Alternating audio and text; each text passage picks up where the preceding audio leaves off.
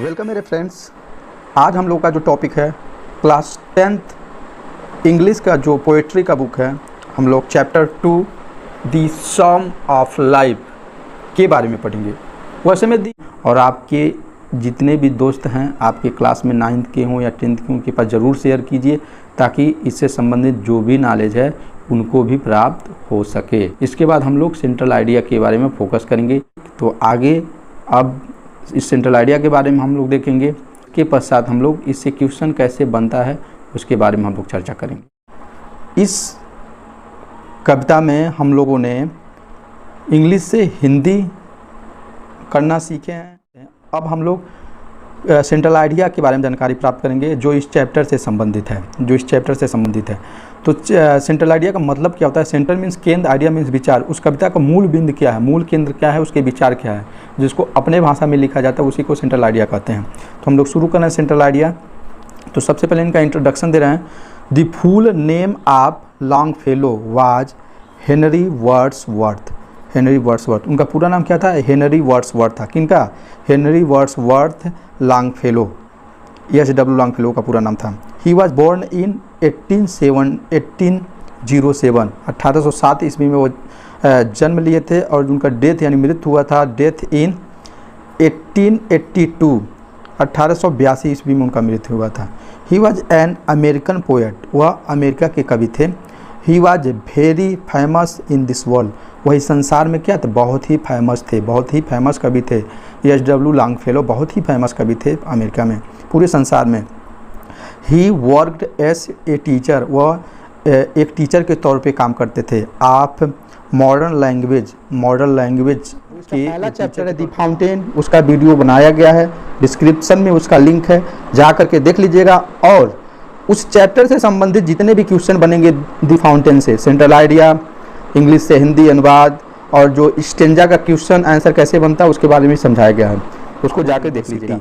और कहा जा रहा है कि वो हार्वर्ड यूनिवर्सिटी में एक आधुनिक विषय पर एज ए टीचर के रूप में काम करते थे। ठीक, उसके पश्चात in this poem the poet is saying about of the song of life. इस कविता में पोएट किसके बारे में कहे हुए हैं? सॉन्ग ऑफ लाइफ के, दी सॉन्ग ऑफ लाइफ के बारे में कहे हैं। तो सबसे पहले इनका इंट्रोडक्शन दिया जाता है, उसके पश्चात इसका जो मूल बिंदु होता है उसके बारे में कहा जाता है। तो इसको अपने शब्दों में, अपने भाषा में भी आप लिख सकते हैं और इसको नोट करके आप लिख लीजिएगा। ये आपके लिए बना करके यहाँ पे इस वीडियो के माध्यम से पहुँचाया जा रहा है। Sincere advice, there is a sincere advice of the poet for every young. अब कह रहा है, कवि जो कह रहा है सिंसियर एडवाइस दे रहा है, क्या करने के लिए? एवरी यंग को, प्रत्येक नव युवक को। Man who loves his country, जो अपने देश से, अपने मातृभूमि से प्रेम करते हैं। ठीक, उनके बारे में कह रहा है। दी पोएट से डैट, या ही say that work is worship, कह रहा है कि कर्म ही पूजा है, हमको अपने कर्म पे ध्यान देना चाहिए, निरंतर कर्म करते रहना चाहिए। Should be motto of our life, यही हमारे मूल उद्देश्य होना चाहिए। ठीक, यही हमारा मूल उद्देश्य होना चाहिए। इट मेक्स अस ग्रेट, ये हमें महान बनाता है, अर्थात अपने कर्तव्य के पथ की ओर लेके जाता है, हमें अपना लक्ष्य पूरा करवाता है। So we should work honestly and sincerely, इसलिए हमको ईमानदारी से और अच्छे से कर्तव्यपरायणता होकर के अपने काम को करना चाहिए।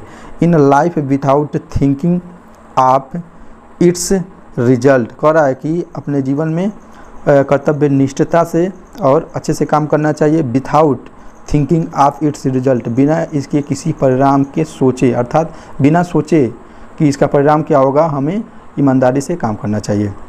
Then we have to achieve, तब हम लोग अपनी सफलता को प्राप्त कर सकेंगे।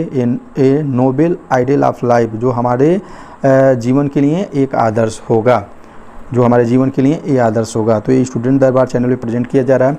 तो ये आपका जो है क्या है, सेंट्रल आइडिया आप हो गया। तो इसको आप नोट कर लीजिएगा, यहाँ पे आप देख रहे हैं, इसको वीडियो पुश करके आप नोट कर लीजिएगा जितना सेंट्रल आइडिया है, और जो भी क्वेश्चन है उसको नोट करके 2 या 3 बार देख लीजिएगा, रिवीजन कर लीजिएगा ताकि जो भी डाउट है समाप्त हो जाए। तो पहले चैप्टर का जो दी फाउंटेन है उसका भी वीडियो बना करके अपलोड कर दिया गया है, सेंट्रल आइडिया इंग्लिश से हिंदी, उसके बाद स्टैंड से जो क्वेश्चन बनता है उसके बारे में बताया गया है। इस चैनल पे हम नए हैं तो चैनल को लाइक एंड सब्सक्राइब जरूर करें मेरे दोस्तों। जो पोइट्री है इससे क्वेश्चन कैसे बन सकता है, कैसे क्वेश्चन आपके एग्जाम में आ सकता है, तो हम क्वेश्चन आपके सामने पढ़ रहे हैं, तो सुनिएगा। Right the name of this poet who has compose the poetry या poem from which the above noted stanza has been chosen. अर्थात उस कवि का नाम लिखिए जिसने इस कविता की रचना की है, जो उपरोक्त लाइन लिया गया इस कवि का नाम लिखिए। तो इसकी रचना कौन किए हैं? H W. Longfellow, Henry Wordsworth Longfellow. ठीक, और इस लेसन का क्या नाम है? The psalm of life. अब टाइटल का जब बात करेगा, टाइटल तो क्या लिखेंगे? टाइटल क्या है इस पोइट्री का? द सम ऑफ लाइफ, और राइटर का नाम है एच.डब्ल्यू. लॉन्गफेलो। तो आंसर में लिखेंगे एच.डब्ल्यू. लॉन्गफेलो, या ऐसे भी लिख सकते हैं the name of the poet is H W. Longfellow. ठीक, अब नोट कर लीजिएगा कौन क्या बन सकता है। अब ये ध्यान से देखिएगा, इसी स्टेंस का जो यहाँ से 4 लाइन आपको यहाँ दिख रहा है, यह स्टेंज नंबर 1 है। ठीक, यहाँ पे यहाँ तक जो पेन का नोक दिख रहा है यहाँ तक।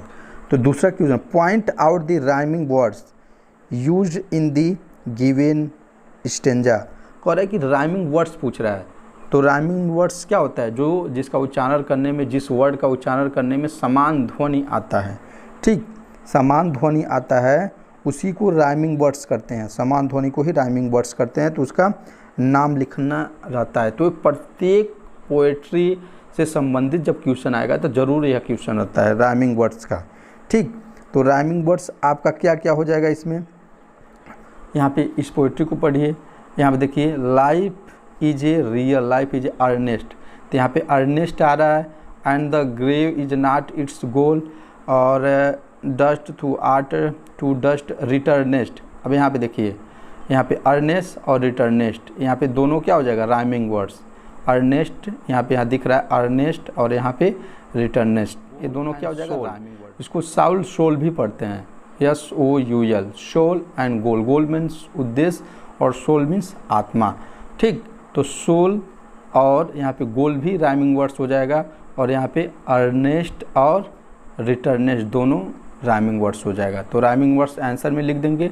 ठीक, earnest and returnest and goal and soul are rhyming words in this stanza. ठीक, इन दिस स्टेंज ऐसे लिख देंगे आंसर। अब क्वेश्चन क्या बन सकता है तीसरा, उसके बारे में हम लोग इसी से क्वेश्चन क्या बन सकता है तीसरा। तो क्वेश्चन ये बन सकता है, what is the meant by the following expression, life is earnest. अब ये कह रहा है लाइफ इज अर्नेस्ट, कोई भी पोइट्री दिया रहेगा तो कोई एक पार्ट इसका देगा, तो यहाँ पे लाइफ इज अर्नेस्ट, इसका मतलब क्या होगा? ठीक, अर्नेस्ट मीन्स दृढ़ संकल्प ही, या दे देगा लाइफ इज रियल, इसका मतलब क्या होगा? तो लाइफ जीवन क्या है? वास्तविक है। ठीक, जीवन क्या है? वास्तविक है। जीवन क्या है? एक दृढ़ संकल्प से भरा हुआ है।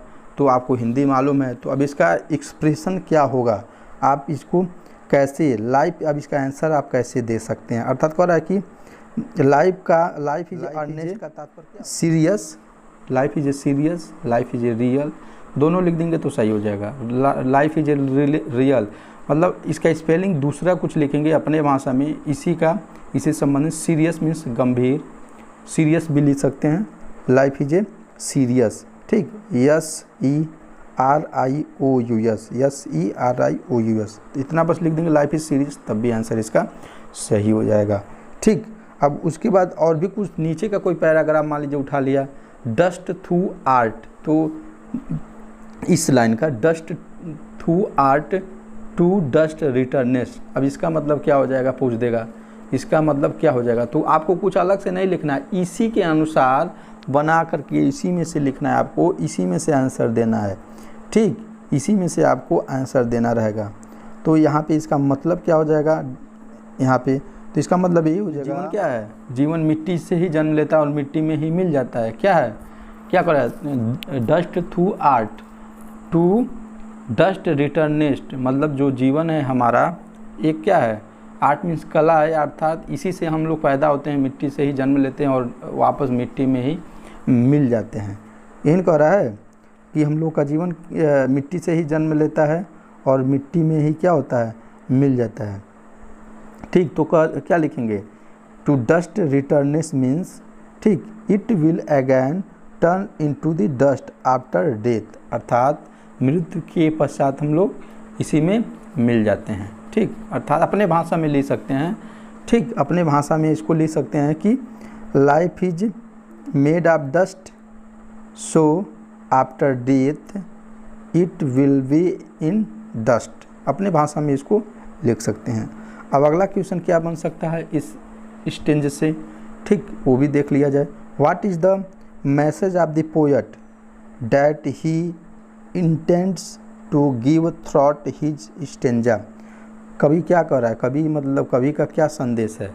अब कह रहा है इसका यही अर्थ होगा कि कवि का क्या संदेश है जो इस पद्यांश द्वारा देना चाहता है, इस पद्यांश द्वारा या इस लाइन के द्वारा बताना चाहता है। कवि क्या बताना चाहता है, कह रहा है कवि यही बताना चाहता है ना कि जीवन का मतलब जो उद्देश्य है सिर्फ जन्म लेके मरना नहीं है। इन कह रहा है जीवन का उद्देश्य सिर्फ जन्म लेके मरना नहीं, अब तो कुछ अच्छा, ठीक, अच्छा काम करना है, कुछ अच्छा काम करना है, अपने उद्देश्य को प्राप्ति करना है।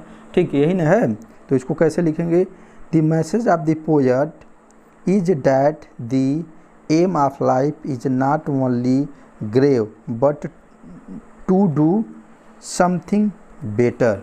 ठीक, समथिंग बेटर, अब मतलब आपको कुछ अच्छा करना है अपने जीवन में, सिर्फ जन्म लेके मरने से तात्पर्य नहीं है। तो सबसे पहले के 2 क्वेश्चन तो आएगा ही आएगा, एक तो राइटर का नाम पूछ देता है, अब दूसरा टाइटल पूछता है। टाइटल में जब आएगा तो पोएम का नाम लिखेंगे जिससे लिया गया है, और जब राइटर का नाम पूछेगा तो राइटर का नाम लिखेंगे। और राइमिंग वर्ड्स जरूर प्रत्येक स्टेंज में आता है, तो प्रत्येक स्टेंज का राइमिंग वर्ड आप जब उसको पढ़ेंगे, जब उसका उच्चारण एक ही जैसा होगा तो ही राइमिंग वर्ड्स हो जाएगा। तो सबसे पहले जितना भी लेसन दिया गया उसके राइटर का नाम और जो रचना है, ठीक, उसका नाम लिख लेंगे, जो पोइट्री है उसका नाम याद कर लेंगे, उसके राइटर का नाम याद कर लेंगे, और भी जितने भी प्रोज में जो लिखे गए हैं उसके प्रोज का भी नाम लिख लेंगे और उसके राइटर का भी नाम लिख करके अच्छे से याद कर लेंगे, ताकि इतना रहेगा तो आप आसानी से कर जाएंगे। जब राइटर का नाम ही नहीं याद आप कर पाएंगे या ना तो लेसन का नाम याद रहेगा तो आप नहीं कर पाएंगे, दिक्कत कन्फ्यूज हो जाएंगे। ठीक, तो इतना आप ज़रूर कर लीजिएगा। इसी प्रकार और भी जितने स्टेंज हैं उससे भी संबंधित ऐसे ही क्वेश्चन। इसी का लास्ट देखिएगा, उससे कैसे क्वेश्चन बन सकता है, जो लास्ट स्टेंज है। एक बात और बता दें, इसके पहले आप ट्राई कीजिएगा, ठीक, टाइटल क्या होगा, राइमिंग वर्ड्स क्या होगा और राइटर के नाम क्या होगा। ये 3 क्वेश्चन आएगा तो आप आसानी से कर लेंगे, और इस बीच से कोई भी एक लाइन उठा के आपके सामने दे देगा तो उसका मतलब पूछेगा, तो नहीं आपको समझ में आएगा तो उसको अपने भाषा में आंसर देने का प्रयास कीजिएगा। ठीक, कम वर्ड में देंगे तब भी, जैसे मान लीजिए राइटर का नाम पूछ रहा है तो सिर्फ SW लॉन्गफेलो लिख देंगे, सही हो जाएगा, या टाइटल पूछ रहा है द सम ऑफ लाइफ लिख देंगे, सही हो जाएगा। कोई जरूरी नहीं कि वाक्य पूरा हो, इतना भी लिख देंगे तब भी आपका आंसर सही हो जाएगा।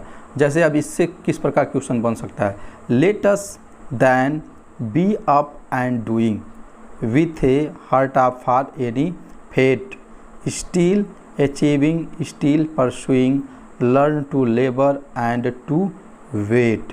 तो इससे क्वेश्चन कैसे बन सकता है, अब देखिएगा पहला क्वेश्चन क्या बनेगा इससे what does the poet mean by the phrase B up and doing. अब यहाँ पे पूछ रहा है आपको इसका, यहाँ पे बी अप एंड डूइंग का अर्थ पूछ रहा है, यहाँ पे बी अप एंड डूइंग। अब इसका बी मतलब क्या, होना, अब मीन्स ऊपर अग्रसित होना, एंड डूइंग मीन्स काम करते हुए, निरंतर काम करते हुए आगे बढ़ना, इसका मतलब यही हो जाएगा ना। तो इसको हम लिखेंगे कैसे, ठीक, be up and doing means क्या होगा, be up and doing means the poet means that we should always be busy with the work. ठीक, तो इसका मतलब क्या हो जाएगा, यहाँ पे be up and doing means क्या हो जाएगा, इसका अर्थ सीधे सीधे हो जाएगा, ठीक, always busy with work, always busy with the work, हमेशा अपने काम में लगे रहिए। ठीक, always busy with the work, हमेशा अपने काम में लगे रहिए। अब इतना भी लिख देंगे तो गलत सही हो जाएगा। ऑलवेज बिजी, ठीक, always be busy with the work, always be busy with the work, ठीक। ये फ्रेज है आपका, ये फ्रेज है बी अप एंड डूइंग, अपने काम में लगे रहना, ठीक। अब अगला क्वेश्चन क्या बन सकता है इसके बारे में देखेंगे। व्हाट शुड वी लर्न, हम लोग क्या सीखते हैं इस कविता से, ये पूछ रहा है। व्हाट, हम लोग को क्या सीखना चाहिए, शुड का प्रयोग होगा। व्हाट शुड वी लर्न, हम लोग को क्या सीखना चाहिए इस कविता से, ठीक। तो हम लोग को क्या सीखना चाहिए, we should learn to labour and to wait, यहीं पे नीचे दिया हुआ है, to labour and to wait, इतना ही लिख देंगे यहाँ पे।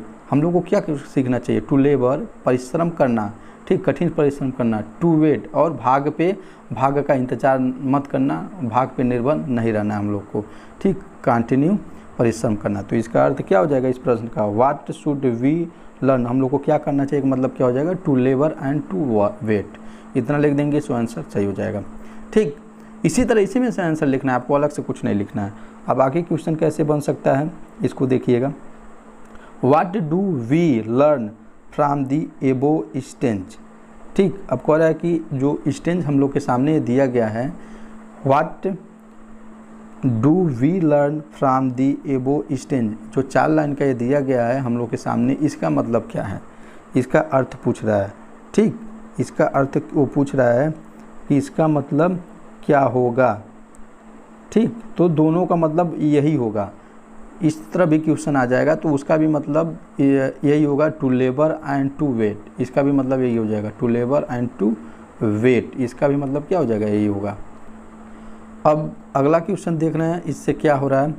तो अगला क्वेश्चन क्या बन सकता है, अगला question, what are the rhyming words in this given stanza, तो मतलब what are the rhyming words, ठीक, इन दी गिवन स्टेंज, अर्थात जो स्टेंज दिया गया इसमें राइमिंग वर्ड क्या हो जाएगा, तो इसको पढ़िए।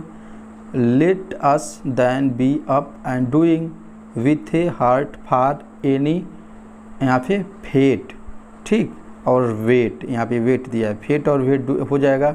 उसके बाद यहाँ पे परसुइंग, यहाँ पे क्या हो रहा है, यहाँ पे आपका परसुइंग हो रहा है और यहाँ पे डूइंग हो रहा है। परसुइंग, लास्ट वाला जो 3 अक्षर है, ये जो लास्ट का है इसका उच्चारण मिलना चाहिए, तो यहाँ पे डूइंग और pursuing and fate and wait, ठीक, फेट एंड वेट, कोई जरूरी नहीं कि अक्षर मिले, इसका ध्वनि समान होना चाहिए तभी राइमिंग वर्ड। तो फेट एंड वेट और डूइंग परसुइंग क्या हो जाएगा, राइमिंग वर्ड्स हो जाएगा, इसका राइमिंग वर्ड्स हो जाएगा। Name the poem from, name the poem from which the above noted stanza has been taken, अर्थात कह रहा है उस कविता का नाम लिखिए जिससे उपरोक्त ये लाइन लिया गया है, ठीक है, या पद्यांश लिया गया है, लाइन लिया गया है। तो दी सम ऑफ लाइफ, इस कविता का नाम क्या हो जाएगा, लिख देंगे दी सम ऑफ लाइफ, सीधा आंसर हो जाएगा, answer the some of life, सही हो गया, ठीक। या अपने भाषा में लिख सकते हैं, ठीक, the some of life is the name of this lesson, इस लेसन का नाम हो जाएगा, ठीक। अब अगला क्वेश्चन क्या बनेगा उसके बारे में हम लोग देख सकते हैं, ठीक। What does the poet mean by the words with heart for any fate, कह रहा है यहाँ पे विथ, इसका अर्थ पूछ रहा है, with a heart for any fate का मतलब क्या हो जाएगा, व्हाट इज़ द अर्थ with a heart for any fate, तो इसका अर्थ क्या हो जाएगा, इसका मतलब क्या हो जाएगा, तो विथ हार्ट हो जाएगा, with a heart for any fate, मतलब हमको कठिन परिश्रम करना चाहिए। We should be hard work in our life, ठीक, we should be hard work in our life, don't care on fate, don't care on fate अर्थात भाग पे ध्यान नहीं देना चाहिए। अब इसको ऐसे भी लिख सकते हैं, ठीक, we should be hard work या hard working in our life, ठीक, we should not care for any fate, care for any fate, हमको किसी भी भाग पे, ठीक, भाग पे ध्यान नहीं देना चाहिए, हम लोग को निरंतर कठिन परिश्रम करना चाहिए। यही इस स्टेंज का मतलब अर्थ हो जाएगा जो क्वेश्चन पूछा जा रहा था। तो इस प्रकार जो इम्पोर्टेंट स्टेंज हैं उसके बारे में मैंने आपको अवगत कराया, उससे कैसे क्वेश्चन पूछे जाएंगे। और बीच में आप जो भी स्टेंस बच रहे हैं अपने आप से क्वेश्चन कीजिएगा या किताब में जितना क्वेश्चन पूछा गया उसका उत्तर देने का प्रयास कीजिएगा। और इस वीडियो को बनाने के लिए बहुत मेहनत किया गया है, तो कृपया करके उन बच्चों के पास भी शेयर करें जो क्लास 10th या 9th में हैं। और चैनल पर नए हैं तो चैनल को लाइक सब्सक्राइब ज़रूर करें मेरे प्यारे स्टूडेंट। धन्यवाद।